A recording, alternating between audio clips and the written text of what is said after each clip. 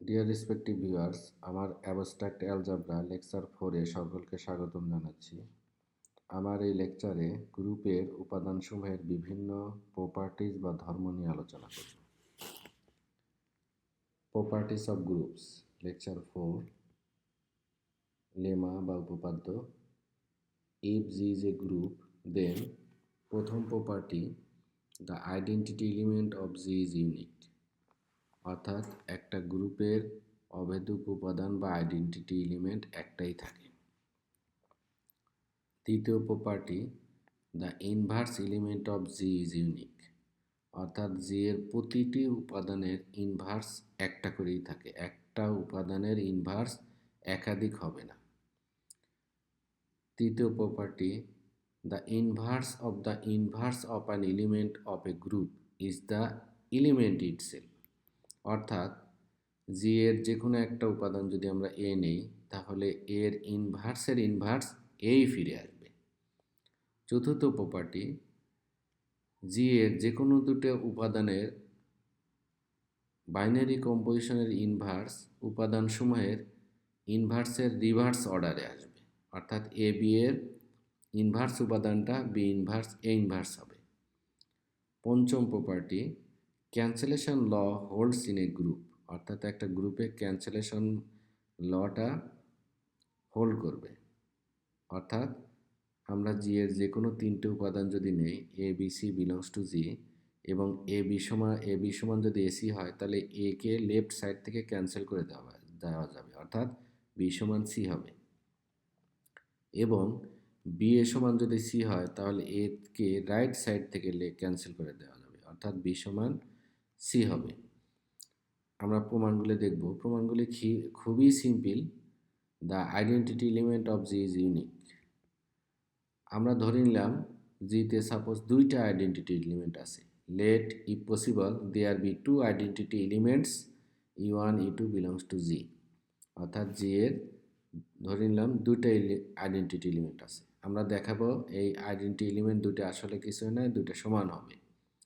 প্রথমে ই1 যদি identity element হয় এবং ই2 যদি জি এর অন্য যে কোনো এলিমেন্ট হয়, তাহলে ই1 যেহেতু আইডেন্টিটি এলিমেন্ট নিয়েছি আর ই2 অন্য যে কোনো এলিমেন্ট, তাহলে ই2 এর সাথে ই1 ডানে বামে বাইনারি কম্বিনেশন করলে ই2ই ফিরে পাবো।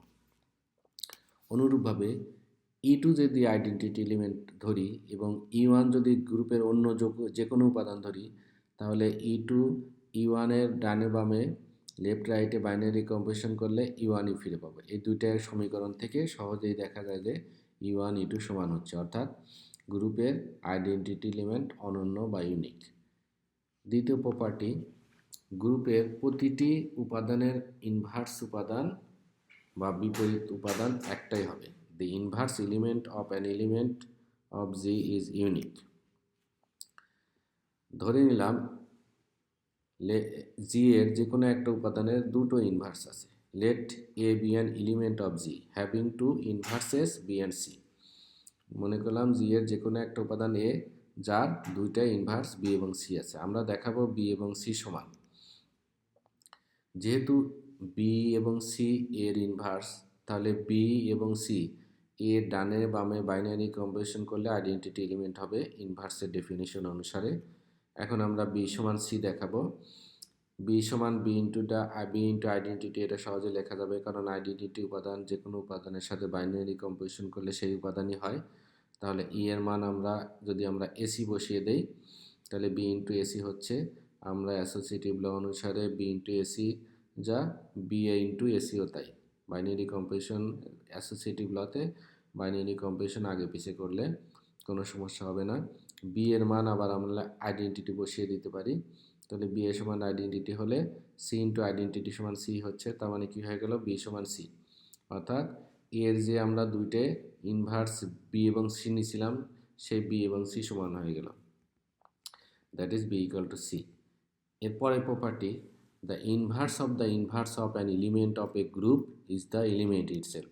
That is for all A belongs to G, এর ইনভার্স করার পরে তারপরে যদি ইনভার্স করা হয় তাহলে এই ফিরে আসবে। এখন জি যেহেতু গ্রুপ, তাহলে জি এর প্রতিটি উপাদানেরই ইনভার্স থাকবে। সেরূপ যদি বি জি এর গ্রুপ হয়, বি যদি জি এর এলিমেন্ট হয় তাহলে বি ইনভার্স জি এর ভিতর থাকবে, এবং ইনভার্সের প্রপার্টি অনুসারে বি ইনভার্স বা B inverse B identity element আসবে।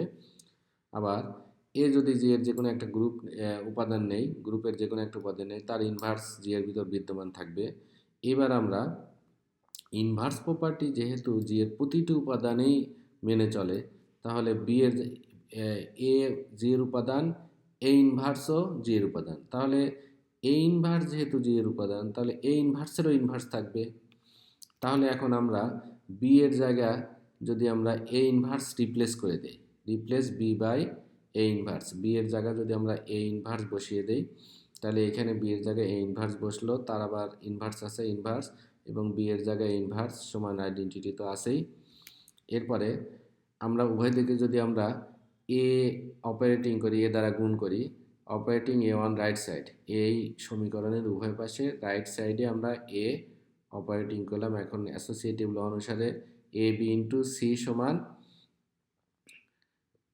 এ ইন্টু বিসি। তাহলে এইটা এ, এটা বি, এটা সি যদি ধরি, তাহলে এ ইন্টু বিসি সমান এখানে ইন্টু আইডেন্টিটি এলিমেন্ট এই হবে। এখন এ ইনভার্স এ, ইনভার্সের প্রপার্টি অনুসারে এটা আইডেন্টিটি হয়ে যাবে। আইডেন্টিটি উপাদান এই উপাদানের সাথে বাইনারি কম্পোজিশন করলে এই উপাদানই হবে। তার মানে কি হচ্ছে, এ ইনভার্স তার ইনভার্স আইডেন্টিটি সেই উপাদানই ফিরে আসছে। তার মানে কি হলো, যে জি এর বা গ্রুপের যে কোনো একটা উপাদানের ইনভার্স নেওয়ার পরে তার ইনভার্স নিলে সেই উপাদানই ফিরে আসবে।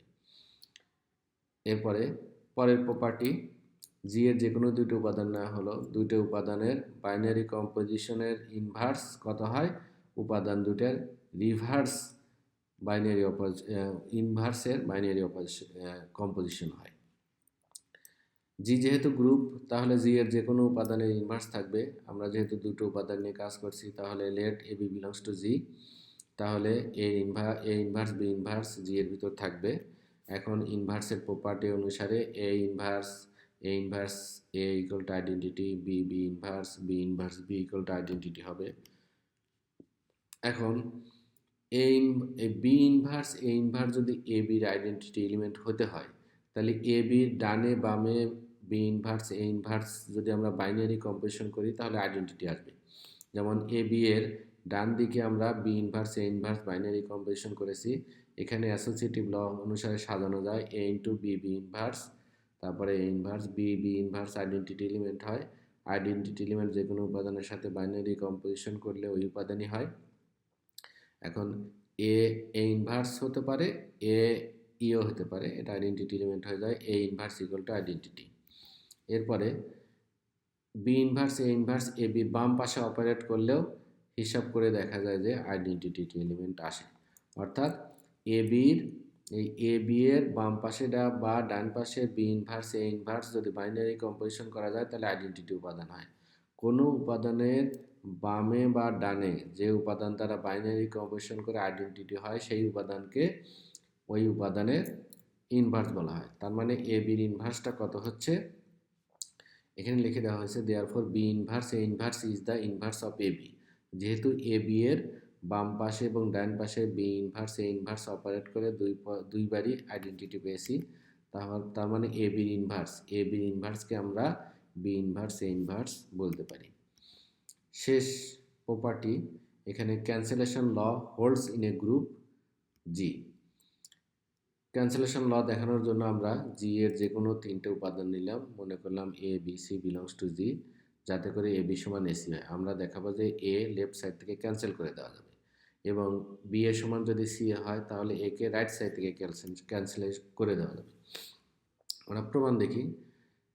মনে করলাম জি একটা গ্রুপ এবং ই হলো তার identity element. Let e be the identity element of G. এখন প্রথম যে শর্তটা দেওয়া আছে এ বি সমান এসি, এই সমীকরণের বাম পাশে আমরা এ ইনভার্স দ্বারা বাইনারি কম্পোজিশন করে দিলাম বা গুণ করে দিলাম। এখন অ্যাসোসিয়েটিভ ল অনুসারে এ ইনভার্স এ এবং এ ইনভার্স এ ইন্টু সি সমান লেখা যাবে এ ইনভার্স বি, এই অ্যাসোসিয়েটিভ ল অনুসারে লিখলাম। এখন এ ইনভার্স এ এগুলা আইডেন্টিটি এলিমেন্ট হয়ে যায়, তার মানে দেখা যায় যে বি সমান সি হয়ে যাচ্ছে, তার মানে এটা লেফট সাইড থেকে ক্যান্সেল করে দেওয়া যাবে, that is B equal to C.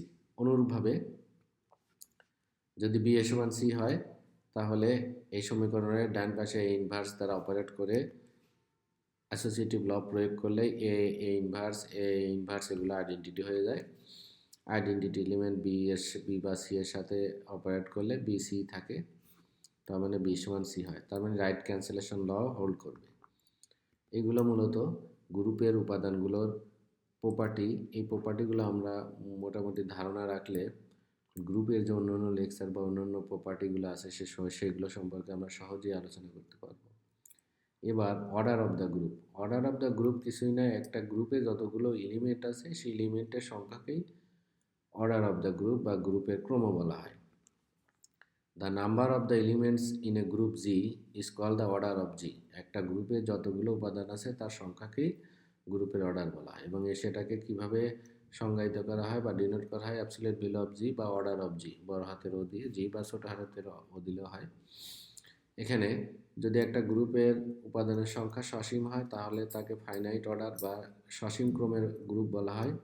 If the number of the elements in a group G is finite then it is called a finite order. If the number of the elements in a group G is infinite, it is called the order of infinite. Order of an element. Let A belongs to G. Then the order of G is called the smallest integer n such that G to the power n equal to E by identity element.